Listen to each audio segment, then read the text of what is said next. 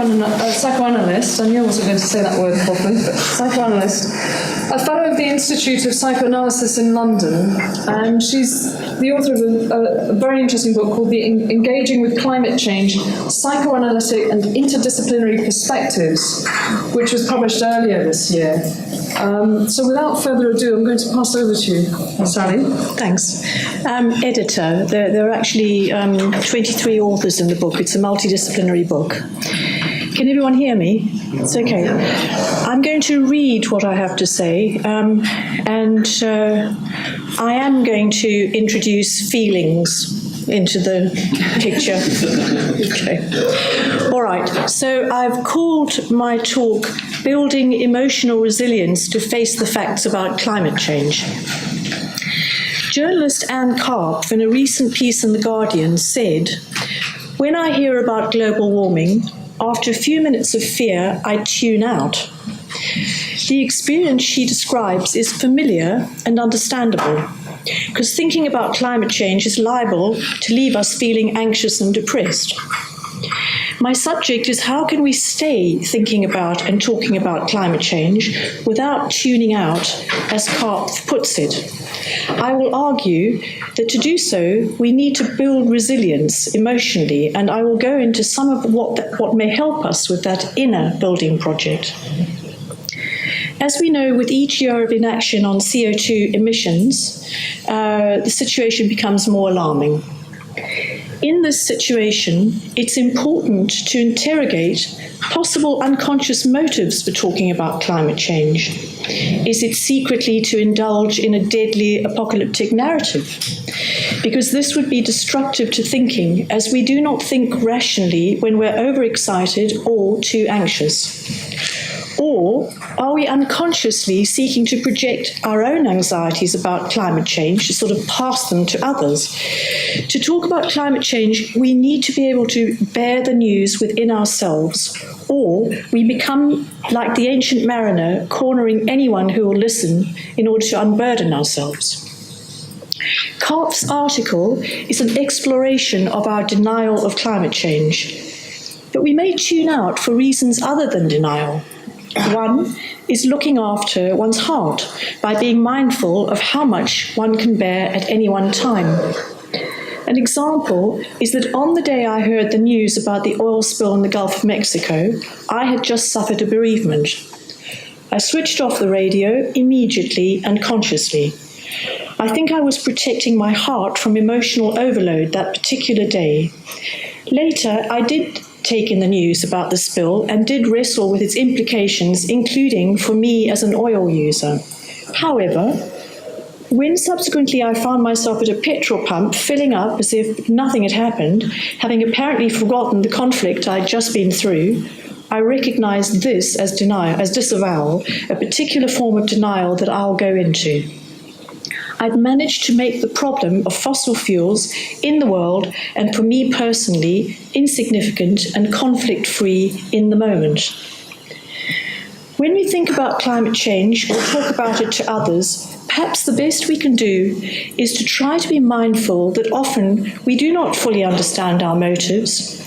Also, to try to remain sensitive to what effect we may be having, that we do not know where people in our audience currently are, and also how much they're able to hear us.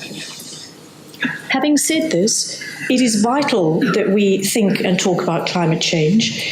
It's only by facing the grief that the truth about climate change inflicts on us, I suggest, that we will find the energy to make the changes that we need to make. The importance of this statement is not easy to convey, actually, and I will try to convey it by speaking further about mourning. Someone one loves dies, one thinks one's accepted the death, and then one's faced with a difficult task, such as sorting through their clothes, perhaps having to decide which ones to keep, throw away, and send to the charity shop. I remember that in just this situation, my grief suddenly burst through in a new and fresh way. But when my crying was done, I felt energized and more able to face the future. It was liberating, not that I could have planned for it in this sort of way. This is the sort of grief I'm talking about, and going through it can be energizing and mobilizing of a new sense of identity. With climate change, we face so many losses, but one in particular is the loss of a stable climate. I don't think we have begun really the work of facing and beginning to mourn that we have already lost a stable climate. Nor can we in any way be glib about the difficulty of taking in this reality, because we are rightly full of anxiety about the future without one. It's a privilege for me to be here with you this afternoon, architects thinking about climate change. I had not really even begun to appreciate what the loss of a stable climate might mean to architects. When planning buildings that will stand well into the future, you have always at least had a stable climate to rely on in the background of your thinking. My main focus will be on denial, how pervasive it is, and how hard it is to recognize in the self, how we may move seamlessly into denial without realizing it. I'll also look at how our culture is currently actively promoting denial, thus severely undermining our potential to face the future with the energy to make the genuine repairs we can and must make. To give an idea of the force of this cultural undermining of our capacity to stay with what is true, I'll go back to my example. It is as though, when faced with the task of disposing of the clothes, I'd been told, well, we're not certain that your loved one is dead, actually. We think it's just a rumour. This is what part of us most wants to hear, and it does us the greatest disservice to be given this false news. It promotes our desire to live in an unreal dream world, and it renders us unable to act in the real world. So moving on to denial. Denial is a quick fix, magical way to rid ourselves of feeling churned up, disturbed, and anxious in the face of difficult truths. It's not ignorance. We only deny what we already know to be true. Engaging with climate change distinguishes three different forms of denial. First, there's what we call denialism, which is practiced by the hardcore denial lobby, supported by oil, coal, and right-wing think tanks, such as the Heartland Institute in the US and the Global Warming Policy Foundation. Bill, you refer to Nigel Lawson, his outfit, here in the UK. Denialism involves actively sowing doubt about human-caused global warming and discrediting the work and character of climate scientists. Two main forms of psychological denial of particular relevance with climate change are negation and disavowal. And I'll go into them. Negation is saying that what is not. No, it's not true. Disavowal is where we do acknowledge the reality, but at the same time, we minimize its emotional impact by making it seem insignificant. We commonly call disavowal turning a blind eye. It tends to be the form of denial used when there are too many signs of reality simply to ignore it outright. Disavowal is currently the main form of climate change denial in our culture. Negation and disavowal, negation saying it's not, disavowal turning a blind eye, are both mechanisms we regularly use to defend ourselves against knowing about reality when it feels too much to bear. Negation restores the world to how it was before the bad news. Well, that's fine then, it was a false alarm. Negation conceptually is the first stage of mourning, and mourning is hard work, typically proceeding in uneven steps and with setbacks from denial to anger to grief to reconciliation. At first sight, negation would seem a more serious form of denial than disavowal, as it offers a flat no to reality, but actually, disavowal is far more serious in its consequences. Negation says no to the truth, but it does not distort the shape of the truth it says no to. Disavowal is the territory of fraud, distortion, and finding more enduring ways of not facing the truth so we can hang on to our illusions. A common form of disavowal is minimizing the problem, pushing it to one side, or keeping it barely in sight. When I was blithely filling up at the petrol station so soon after I'd wrestled with what deep wounds oil was inflicting on the earth, I had managed to tune out from my anguish about the problem by minimizing it. However, that time my concern did re-find its voice. What disavowal most seeks to silence is moral conflict. It is different standing at the petrol pump in a state of mind where there's no problem with what one's doing, to facing that one is playing one's small but real part in hurting the earth, people and animals, and still choosing to do this. It is when we face that we have conflicts that we are in touch with our moral selves. I suggest there are no epiphany moments in confronting our disavowal. Rather, coming to terms with reality is a gradual process. Nor is there a utopia where conflicts will have been forever resolved. And I suggest this is hard to live with, as it makes us uncomfortably aware that confronting conflict, both within the self and in the world, is ongoing. And the moment we forget that our moral selves are, and the moment we forget that, our moral selves are lulled to sleep again. Disavowal typically has two underlying drivers. One is an attitude of narcissistic entitlement to be spared the pain of conflict. I can't remember the phrases you used, Bill, but you mentioned something like, well, I'll have it now, and, and I'm worth it. Yeah? Okay. I'm worth it, whatever the cost. Okay, yeah. This attitude is fed in our culture. It's not particularly conscious, and it can be hard to own up to in the self. The other driver is that disavowal typically begets further disavowal. When we collectively disavow the true scale and cost of climate change, it's increasingly hard then to face reality, as reality becomes increasingly too much to face. We may then be pressed into further disavowal to try to cope, and this tendency for disavowal to spiral is what makes it dangerous. The Gulf oil crisis did have a lasting impact on me and led to some changes in my behaviour, but this in turn led me to new territory, which was more fully to realise, through trying to live it, what I actually already knew, which is this, that it's not possible within our current culture to live without causing at least some environmental damage, whether one likes it or not.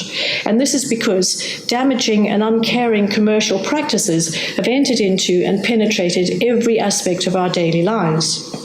This is itself very painful to take on board, and I think the difficulty of this has not been taken sufficiently seriously by sections of the environmental movement in their advocating living the green life as though it were a simple choice to embrace.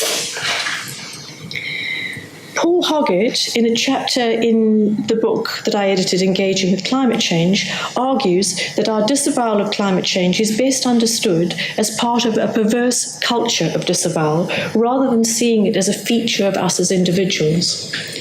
The perverse culture is characterized by a predominance of instrumental values, with care and concern and long-term thinking carrying little weight, by collusion between society and its citizens, and by the prevalence of as-if thinking and virtualism, in which fraudulent practices and dishonest modes of thinking thrive. This perspective is liable to be shocking to us in at least two ways. First, we tend to think of perversion as sexual perversion. However, perversion here means the organized distortion or evasion of the truth. Secondly, it's shocking and depressing to think of ourselves as caught up within a perverse culture and having corrupt elements in our own thinking, especially over ways to evade our moral conflicts. It's also ignominious to face how shaped by the culture we actually are. I agree with Hoggett about the centrality of the perverse culture in relation to our disavowal, but it's also important to bear in mind that it is as individuals that we suffer when we do face the truth about climate change and also face our collusion with the culture. So how does the collusion operate? Is this sort of pace all right? Is it okay? How does the collusion operate? And I can give only a few examples in the time I have. The media. Less than 1% of all reports in the media linking Superstorm Sandy linked it with climate change. When the link was made, mostly it was quickly followed by the argument that science tells us that no single act of extreme weather can be proof of human-made warming. This is true, but if it's said with no real interest in or sense of disturbance from knowing that all this weird weather matches scientists' predictions for warming, then it is such narrow-minded truth as to constitute a perversion of what is true. Denialists may use this point actively to close the subject of warming down, and people who are understandably anxious about climate change can enlist this kind of point to support their disavowal, to lessen their anxiety. Of course, it actually only raises it in the longer term. Soon after Sandy, Obama won the US election and provided leadership for facing the truth by linking the pattern of extreme weather events with climate change. However, the mainstream media chose instead to headline Beyoncé lip-syncing the anthem, thus minimizing the disturbing impacts of the big news story and maximizing the trivial. Media disavowal feeds our disavowal. It uses the same mechanism and we collude with it. Second example, disavowal of something called slimescapes, which I discovered only recently. I don't know if there are any geographers here, but anyway, it's a shocking image, actually. Just a minute, I've lost my place. Let's go back. This one. Yeah. The image of the slimescape comes from the trenches of World War I, where the reality on the ground was of the landscape reduced to impacted mud and corpses. Derek Gregory, a geographer, points out that military maps and plans characteristically avoid slimescape. He argues that by placing abstract plans at the forefront of our minds, we may minimize feeling disturbed by the human cost and the devastation, the violence of war. I will use the idea of minimizing awareness of the factor of slimescape in a more general sense as an image to convey what happens when we plan for the future and produce risk assessments when in states of disavowal about the true consequences. In the Cold War, the British government asked the medical profession to draw up plans for emergency medical services in the event of a nuclear attack. The doctors, mindful of slimescape, pointed out that there would be no services, and the government suppressed their report. I bring in this example in particular, as in reading your book, Bill, your important book, it struck me what a truly difficult task it must be as architects to be faced with having to look at endless assessments of what is likely to happen with this degree of warming and that degree of warming, and to have to plan buildings that will endure into the future. And you talk, Bill, about the problem of ignoring social consequences. Two kinds of disavowal are likely to be at work here, and I say likely because we are all prone to disavowal, especially when it's being driven by the culture. The first kind is disavowal in the risk assessments themselves. And the second is our tendency towards further disavowal in trying to predict future events based on these assessments. So as just one illustration of disavowal when forming risk assessments, you actually put this chart up. On page 4 of your book, it shows a whole raft of likely consequences with each degree of warming, and it's taken from the IPCC report that was current when Stern wrote his review for the Treasury in 2006. Stern used this table in his review. We now know that these risk assessments underestimated the effects of warming.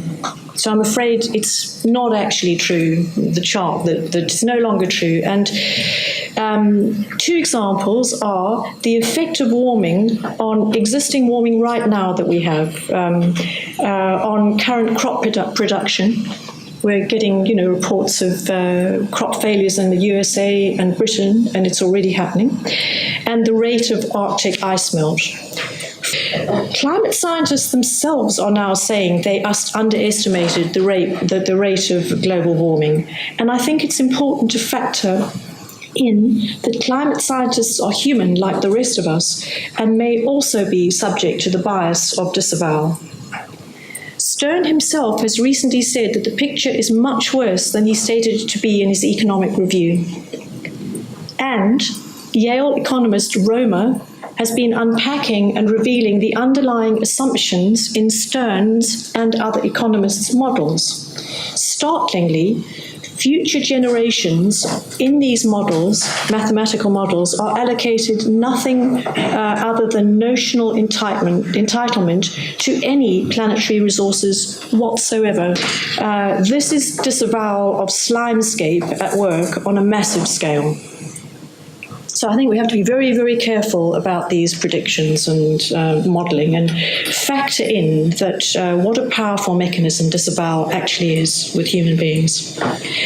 So how are architects who rely on these models to plan in these circumstances? And this is before considering ways that architects themselves are subject to disavowal, like everybody else in the culture. Three areas where it seems to me disavowal may be particularly likely are, and I'll go into them, but I just want to say, I feel very hesitant to talk about an area that I really don't know about. I was just looking at this and thinking, well, in my ignorance, this is what I would be thinking about. So I just offer it, in that spirit. The first is the issue of mitigation versus adaptation. I think one of the most serious current forms of disavowal of climate change is the idea that we should move to building for climate change adaptation rather than stick with climate change mitigation. Of course, as climate change bites, adaptation becomes important, but the danger is sliding seamlessly to adaptation and disavowing the need to stick with and fight for mitigation. I imagine this may be an increasingly seductive pull, particularly in the current climate of lack of government support for mitigation measures, which must also filter down to the demands of individual clients who may well also be disavowing the seriousness of the need to ratchet up measures to mitigate CO2e emissions. Secondly, the danger when making plans of disavowing how much we do not know. How much we do not know. This is an ordinary part of disavowal. When we're rightly anxious about just how much we don't know and understand about nature, we may defend ourselves by adopting a position of omniscience. One way to overcome anxiety is to, as it were, sort of big oneself up, and where we may start to believe we have rather godlike powers to see into the future and understand the laws of nature. Lest it may seem I'm exaggerating, Clive Hamilton has just written a stunningly good book on the current dangers of geoengineering. I recommend it to everybody. Again, and talking about the omniscience involved and the dangers of it. Again, the underlying agenda is one where conflict is disavowed. We see the damage we cause with one eye, but rather than address it in genuine ways, we adopt imaginary godlike powers to fix it all so that we can continue with business as usual. I believe it's this sort of triumphalism of the quick fix that feeds destructively excited apocalyptic fantasies and narratives. We create the world, we destroy the world. Aren't we clever and powerful? And we'll see increasingly, I think, these apocalyptic narratives entering mainstream culture.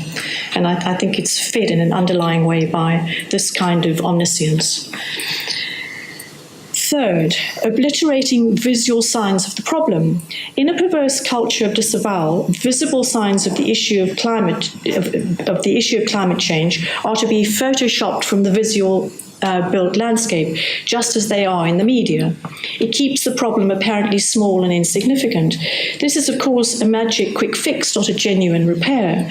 And I was most interested to see in Bill Gething's book how individual clients can be unwilling to have climate change mitigation measures actually on display. And your project, the Bowerman Lions Church View project, was an example of this. I suggest client disavowal may have been behind this, and the problem is that with few signs of mitigation visible in our daily lives, our general level of disavowal is propped up.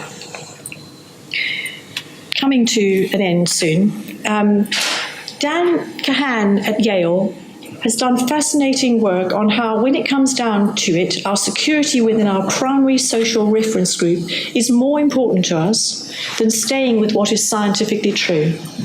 Thus, for instance, it's more than one's political career is worth to speak about climate change as a Republican these days. Architectural clients, as much as architects, will have important social reference groups that inhibit them, just like I do in my line of work and just as everybody does.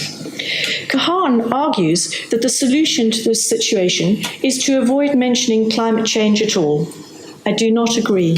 I think we need to continue with the slow struggle to speak truth to power and continue to face the difficulties and conflicts this presents us with, also acknowledging that it is also a form of omnipotence to imagine that this is not a supremely difficult and impossible at times. It is not supremely difficult and impossible to achieve this at all times. So, building resilience. I think building resilience involves an ongoing struggle to face reality in a way that remains sympathetic to the effects that reality has on our hearts and the real conflicts it faces us with in our daily work lives. There are no quick fix, easy ways to build resilience to face the truth about climate change. I suggest that better understanding of ourselves and our penchant for denial would help, as does understanding the degree to which we are shaped and influenced by our culture and by our particular social reference groups, unedifying as it might be to really take this fully on board. Also, that to be able to think about climate change, we need an atmosphere of support and understanding of how grim at times it can leave us feeling.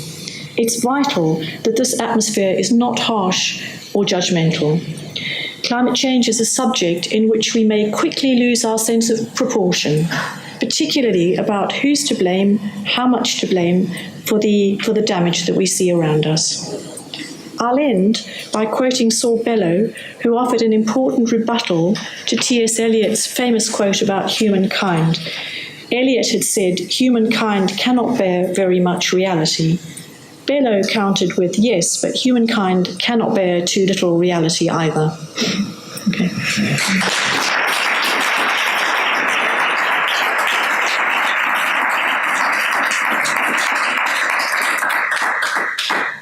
Thank you very much, Sally. That's incredibly insightful and wide-ranging talk, and it makes me think that you obviously know us better than we know ourselves, in a sense. So I'm just going to use some pictures because that's what I tend to rely on. So if I just...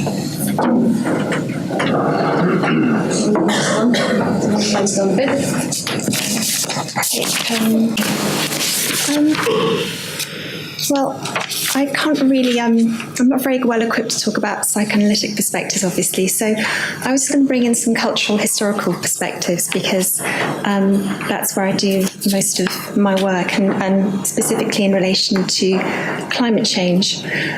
But it's clear from Sally's talk that it's really easy to kind of be immediately drawn to finding connections between that field and architecture. So I'm going to try and say a little bit about what we do in teaching research in school and how we might do it better and differently, but that'll be a little bit later. But I'd like to just try to enter into a dialogue with some of the things that Sally's been saying. And it seems to me that architecture and psychoanalysis can both be understood as projects of imagination and interpretation.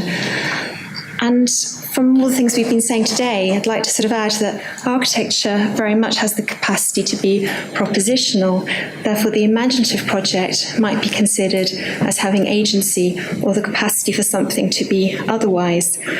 And this brings me to the potential for maybe avowal in architecture. We were talking about this a little bit earlier about being instigators or about being involved with a design brief in a very different way.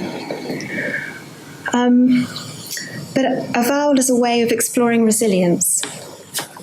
But But I want to sketch out a few connections that came to mind to me yesterday when I was thinking about this, before I get back to what a vowel might mean. And I want to start with Freud, who perhaps can be credited with introducing the term disavowal to psychoanalysis, but I'll have to check that with Sally. Was he? I get a nod, that's good. I don't know much about Freud. Interpretation of dreams was on my architecture first year reading list, but it's remained pretty mysterious to me now and then. But I do introduce in my lecture to the third year on Rome, so I'm sorry I'm going to inflict a little extra from my third year lecture on you all, a passage from Civilization and Its Discontents. In this work, written in 1929, and here we have Rome, but this is by Stalker, Freud makes Rome a metaphor for the human mind in all its complexity. The history of the city standing in for the psychic life of the individual in all its entanglements. A city where all epochs were crowding in on the same place at the same time. And he writes, let us by a flight of imagination suppose that Rome's a psychical entity with a similarly long and copious past, an entity, that is to say, in which nothing that has once come into existence will have passed away, and all earlier phases of development continue to exist alongside the latest one. He talks about the layering of places and monuments, for example, where the Colosseum, we could also see Nero's Golden House at the same time, and so on. And the observer, he says, would perhaps only have to change the direction of his glance or his position in order to call up one view or the other. But in the context of discussions around the Anthropocene, a new geological era that is currently under discussion by a group of stratigraphers, the International Commission on Stratigraphy, whereby humans are identified by geologists as the driving force of geomorphic change. And in that context, with the distinctive temporalities that are called up by thinking about climate change, thinking of imbricated strata, as Freud would have us do, gives us a new sense of different kinds of relationships with perhaps an expanded and folded notion of ethical, political, and cultural community. As Peter said earlier, the future is forbidden, and maybe the future is impossible. But as Mike Hume has said, the future, nevertheless, is a place that we all live in our imaginations. And I want to sort of just add that climate change is cultural and political, and it is the meeting space between these spheres that is important to explore. But I've also been thinking about the patient-doctor relationship with respect to architecture and the relationship between theory and therapy, or in our context, theory and practice. Last year, when I was working on a publication about culture and climate change, I went to the National Theatre's production of Frankenstein. And I've talked about this a little bit before, and Irene asked me to talk about retrofit, because I think of Frankenstein as almost the perfect retrofitted creature. Anyway, in this play, there are some lines that really stand out, and it was Benedict Cumberbatch who was in the role of Dr. Frankenstein. There's Mont Blanc scale hubris. I can build this thing. And then there follows the business of him falling in love with his creation. I can't kill this thing. I made it. It is quite brilliant. So for the architects among us, the fountainhead references are only too familiar. The story of Frankenstein is presented as rooted in a romantic, anti-industrialist, anti-urbanist strand, which also runs through much of environmentalism from day one. But there are also strands in recent discourse of climate change solutions that are enthralled to science and technology's apparent invincibility and adaptability. One of the themes that I'd like to suggest that Shelley wants us to think on is that we need to take responsibility for our creations, however monstrous they may be. Certainly, Frankenstein's bride, Elizabeth, and the creature's blind tutor, De Lacy, think so. They insist that the creature, and then by extension science, can be civilized if loved and taught in the right way. Mary Shelley was writing at the dawn of the great technological revolutions that would define the 19th and 20th centuries. This is not a cautionary tale against hubris, but rather a cautionary tale against irrational fears of imperfection. Dr. Frankenstein is an anti-hero not because he created life, but because he fled in horror when he mistook his creation for a monster, for something repulsive. The moral of the story is perhaps then that we should treat our technological creations and what happens as a result of them, their offspring, if you like, as we would treat our children, with care and with love and attention, lest our abandonment of them turn them into monsters. More recently, the sociologist Bruno Latour has published an essay that makes this point. Dr. Frankenstein's crime, he writes, was not that he invented a creature through some combination of hubris and high technology, but rather that he abandoned the creature to itself. So I'd like to just stress that I think we need to take care of all our creations and their consequences, be they technological, economic, or institutional. So disavowal is twofold. The knowledge, in the context of climate change, the knowledge of climate change, but also the disavowal of the role or responsibility within this knowledge. So I want to say something about knowledge and responsibility in architecture and in a school recognised for its socially engaged curriculum that picks up the themes of imaginations of past, present and future and care of all our creations. Climate change is a variable. It is difficult, new knowledge set in the context of global environmental change and development discourses, and it has produced many unexpected responses. One of which I've described as a kind of climate change Stockholm syndrome, where we have a kind of perverse emotional affection for the thing that is trapping us. But if we need to understand why we continue to behave in ways that might be seen to contradict good quality scientific knowledge, not fact, then we need to consider in what way this knowledge is new, awkward, or difficult. The 6 elements that characterize the shaping of climate politics are global pervasiveness, uncertainty, interdependency, the reverberations of history, interdisciplinarity, and temporality. Climate change comes with its own complicated history, and while this has forged new notions of interdependence where humans are embedded in ecological framings, it has also alienated many. For example, the cultural and emotional range deployed by the environmental movement has been narrow and insufficient. The imagination of disaster, the end of the world rhetoric. Fear doesn't work, and not least because it is never a full way of describing the condition of living with environmental change. And architecture is struggling. On the one hand, as we've heard, responsible for about 50, I'm not very good with statistics, but about 50% of carbon emissions, and yet excited at the prospect of building more. In other words, architecture is considered in crisis and acting within crisis, global, financial, societal, environmental. And acknowledging that climate change brings us to difficult new knowledge, which includes which is what was really significant about this new discourse, is the knowledge of aggregation of individual actions having consequences that are distant in space and time, which therefore means new meanings to acting at a distance, when, for example, confronted with intergenerational perspectives or future fossilization. This is only one part. We talked about legislation earlier and codes and building, but in a sense, all our laws were written when things were more stable.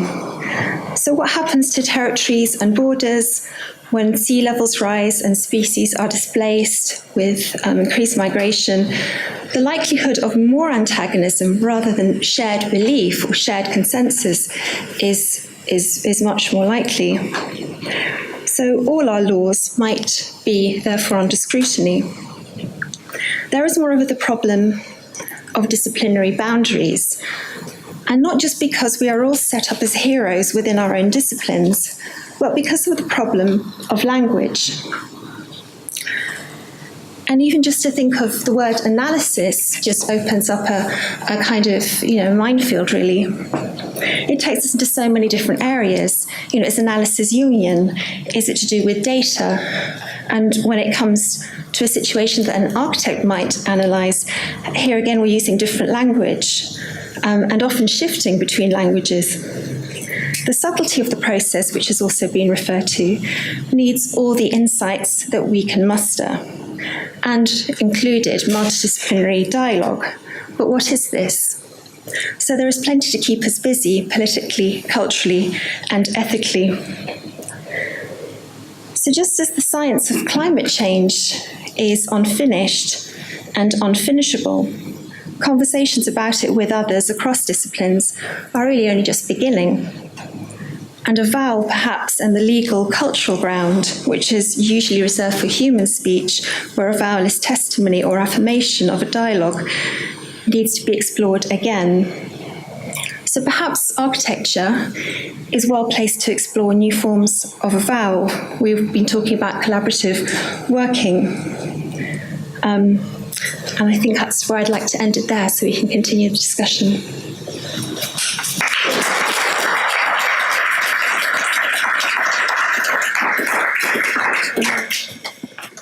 Thanks very much, Renata.